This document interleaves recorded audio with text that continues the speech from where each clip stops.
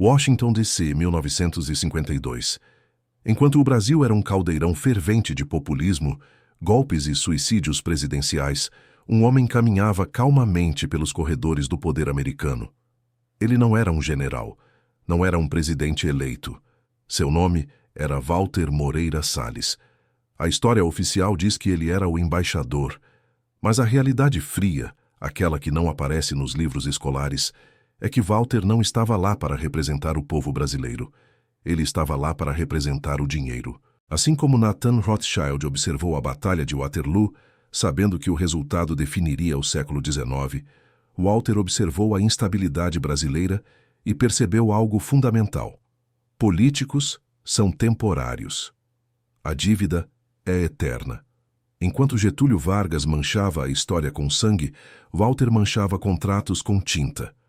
Ele entendeu, antes de qualquer um, que para controlar uma nação continental, você não precisa de exércitos.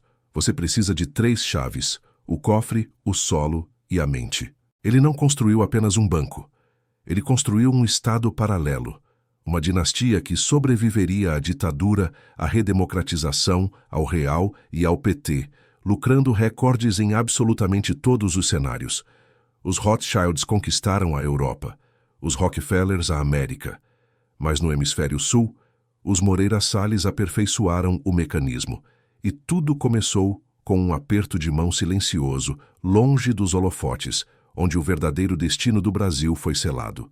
A maioria das dinastias gosta de barulho. Eike Batista queria ser o homem mais rico do mundo. Os Matarazzo construíram um império industrial visível. Mas os Moreira Salles operam sob uma doutrina diferente, a do silêncio. Enquanto a velha elite brasileira quebrava a cabeça tentando vender café e gado, Walter percebeu uma falha na matrix econômica do país. Ele não queria ser o fazendeiro que reza pela chuva. Ele queria ser o homem que financia a fazenda, chova ou faça sol. Na década de 60, ele transformou uma modesta casa bancária de Minas Gerais em uma potência nacional. Não foi sorte. Foi um cálculo frio. Ele entendeu que, no Brasil, a única coisa que cresce mais rápido que a inflação é o juro composto cobrado sobre ela. Enquanto o país trocava de moeda e de constituição como quem troca de roupa, o banco permanecia imóvel, sólido, absorvendo a riqueza gerada pelo caos. Eles não criaram apenas uma instituição financeira, eles criaram um aspirador de liquidez que funciona 24 horas por dia, independente de quem senta na cadeira presidencial. Mas controlar o dinheiro não era suficiente. Para ser verdadeiramente intocável, você precisa de algo que o mundo não pode viver sem.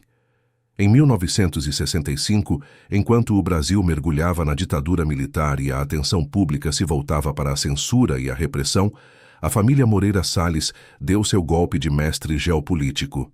Não em Brasília, mas em Araxá, Minas Gerais. Eles garantiram o controle da CBMM. Eles não compraram apenas uma mina. Eles privatizaram a tabela periódica. O nióbio é o ingrediente secreto da civilização moderna. Sem ele, o aço quebra, os foguetes não chegam à órbita, as máquinas de ressonância magnética param e os oleodutos explodem. Pense nos Rockefellers e o petróleo. Agora imagine se os Rockefellers controlassem 80% de todo o petróleo do planeta. É exatamente isso que acontece aqui. A família criou o que os especialistas chamam de monopólio natural perfeito. Eles ditam o preço, eles ditam a oferta. Enquanto o brasileiro médio discute se a Petrobras deve ser estatal ou privada, o recurso mineral mais estratégico do século XXI já tem dono. E não é você. A genialidade não foi apenas geológica, foi política. Qualquer outra empresa com 80% do mercado mundial seria desmembrada por leis antitruste ou nacionalizada por um governo populista em busca de apoio fácil.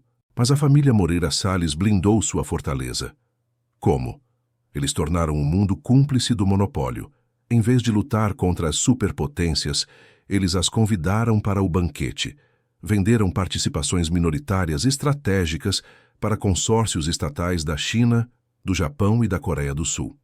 Perceba a jogada. Quando você tem o governo chinês como sócio minoritário, O governo brasileiro pensa duas vezes antes de tocar no seu negócio. Eles criaram um escudo diplomático impenetrável. Enquanto a Vale cava buracos gigantescos para vender minério de ferro a preço de banana, a família vende pó de nióbio a preço de ouro, controlando a torneira tecnológica global. É o capitalismo de alto nível, onde a concorrência não existe e o lucro é uma certeza matemática, não uma possibilidade. 2008. O mundo financeiro estava em chamas. Lehman Brothers colapsava, mercados derretiam e o pânico era global. Mas no Brasil, o caos é apenas uma escada. Enquanto bancos centenários desapareciam em Nova York, a família Moreira Salles executou o movimento definitivo de consolidação. Em uma sala fechada, o Unibanco, herança de Walter, fundiu-se ao Itaú. Não foi apenas um negócio. Foi a criação de um Leviatã. Naquele dia, nasceu o maior conglomerado financeiro do Hemisfério Sul. Eles centralizaram o poder de fogo de tal maneira que a concorrência se tornou irrelevante. Pense no poder que isso confere. Eles não controlam apenas contas correntes, eles controlam o fluxo sanguíneo da economia brasileira. Quem recebe crédito, quem vai à falência, que setor expande e que setor morre. Com essa fusão, eles se tornaram grandes demais para falir, grandes demais para serem ignorados e, principalmente, grandes demais para serem regulados. O Banco Central não vigia o Itaú. O Itaú diz ao Banco Central até onde ele pode ir. Foi o fim do livre mercado bancário e o início da era dos gigantes. Mas como esse colosso realmente extrai sua riqueza? A resposta está em uma pequena palavra técnica que destrói sonhos: spread. O Brasil tem consistentemente um dos spreads bancários mais altos do planeta. É a diferença obscena entre o juro que eles te pagam quando você poupa e o juro que eles te cobram quando você deve. Enquanto bancos na Europa e nos Estados Unidos lutam por margens de 2% ou 3%, operando no fio da navalha, aqui o sistema opera com margens de agiotagem legalizada. É uma transferência de renda brutal, contínua e silenciosa. O dinheiro flui do trabalhador que parcela a geladeira, do empresário que sufoca no capital de giro, direto para os dividendos dos acionistas sem escalas. Eles não precisam inventar o próximo iPhone.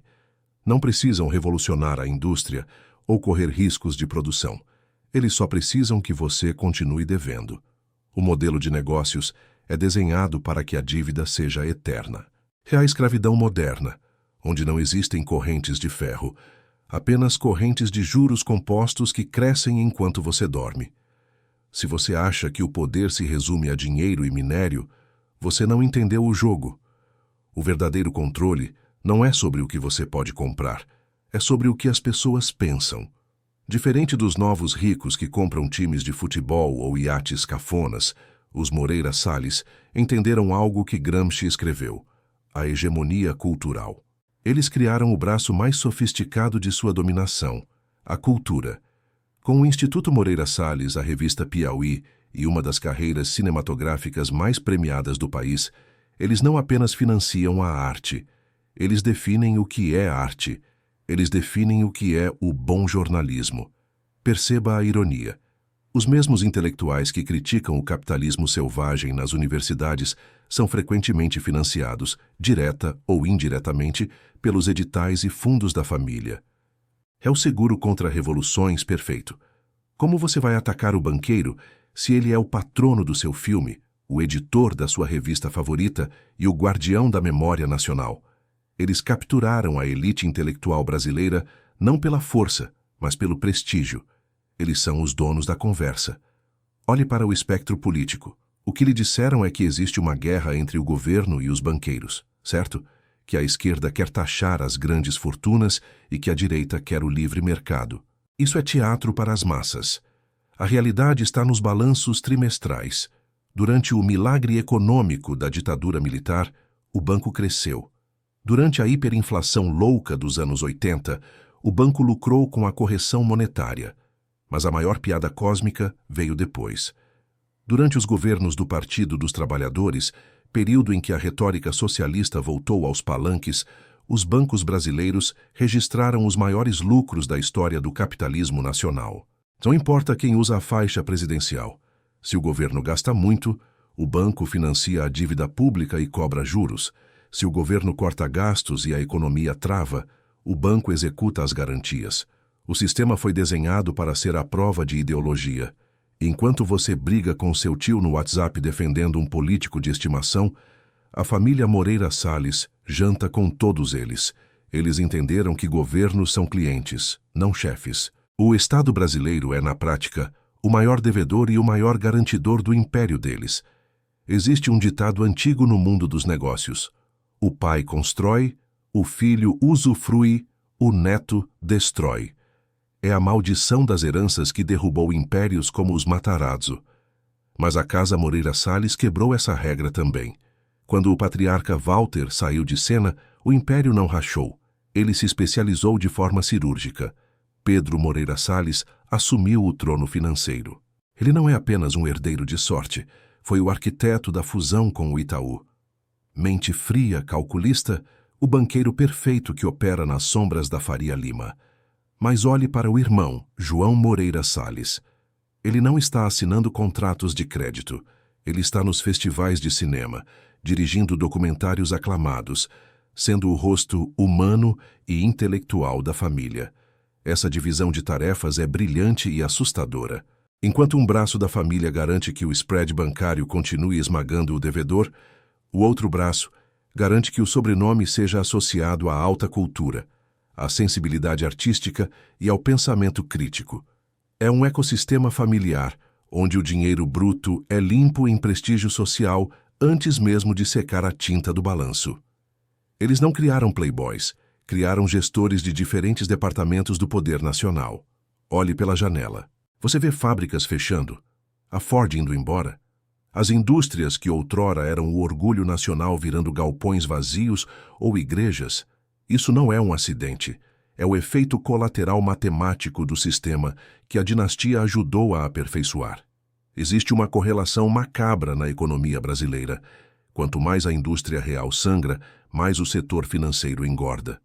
O mecanismo é simples, mas letal. Para manter o spread e os lucros do banco estratosféricos, o custo do dinheiro no Brasil precisa ser obsceno. Juros altos atraem capital especulativo global, mas tornam impossível para um empresário investir em máquinas, inovação ou empregos reais. O dinheiro que deveria servir para construir pontes e tecnologia fica preso no circuito financeiro, rendendo juros sobre juros. Os Moreira Salles não precisaram sujar as mãos de graxa. Eles construíram um dreno gigante. Eles transformaram o Brasil em um paraíso para o rentismo e um inferno para a produção. Eles são os arquitetos de um país onde vale mais a pena deixar o dinheiro parado no banco, rendendo CDI, do que arriscar criar um produto. Eles não mataram a indústria brasileira com armas. Eles a asfixiaram lentamente, cortando o oxigênio do crédito barato. Você acorda, trabalha, paga seus impostos e dorme. Você acredita que esse dinheiro financia o Estado. Que inocência! O verdadeiro escândalo não é a corrupção que aparece no Jornal Nacional. É a legalidade matemática do orçamento federal. Antes de o governo pagar um médico no SUS, antes de comprar um livro para uma escola pública e antes de tapar um buraco na estrada, existe uma fila VIP de pagamentos. O nome técnico é Serviço da Dívida Pública. Quase metade do orçamento do país é consumido apenas para pagar juros e amortizações.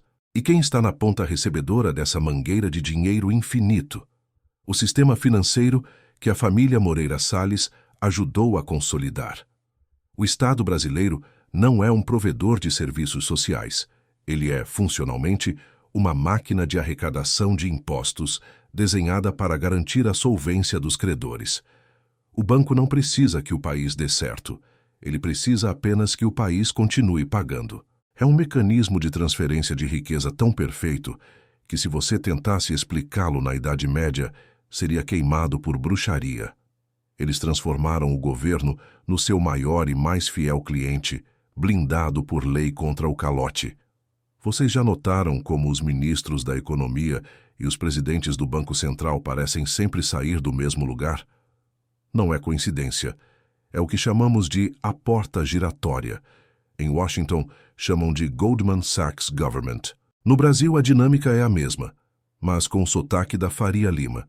Figuras históricas como Pedro Malan, Armínio Fraga, Joaquim Levy, Ilan Goldfein. Se você traçar a linha do tempo de suas carreiras, ela é um zigue-zague perfeito entre a diretoria dos grandes bancos e as cadeiras que decidem a taxa de juros do país. O regulador e o regulado jantam na mesma mesa, frequentam os mesmos clubes e defendem os mesmos interesses. Quando um governo de esquerda assume e precisa acalmar o mercado, quem eles chamam? Alguém aprovado pelo sistema. Quando a direita assume, o mesmo perfil. A democracia brasileira termina na porta do Banco Central. Ali dentro, o voto não entra. A política monetária do país não é decidida pelo povo na urna, é decidida pelo consenso de mercado, um eufemismo elegante para o que é bom para os credores. Eles garantiram que não importa o quão radical seja o discurso no palanque, a caneta da economia sempre tremerá a favor dos bancos. Olhe para o seu smartphone agora. Sério, olhe para ele. É muito provável que dentro dele existam microcapacitores feitos com o nióbio extraído em Araxá. Sem esse metal, a eletrônica moderna superaqueceria e colapsaria. A família Moreira Salles, através da CBMM, está fisicamente presente na palma da sua mão. Agora, desbloqueie a tela. Abra seus aplicativos financeiros. Lá está o ícone laranja e azul, ou de alguma fintech que o sistema permitiu existir ou já comprou parte. O banco não é mais um prédio de mármore no centro da cidade onde você vai pedir um favor. O banco virou um código binário que vive no seu bolso, monitorando cada café que você compra, cada transferência que você faz, calculando seu score de crédito em tempo real. Eles fecharam o cerco perfeito, o hardware, nióbio, e o software, o sistema bancário. Eles lucram quando você compra o telefone, e lucram quando você usa o telefone para pagar contas.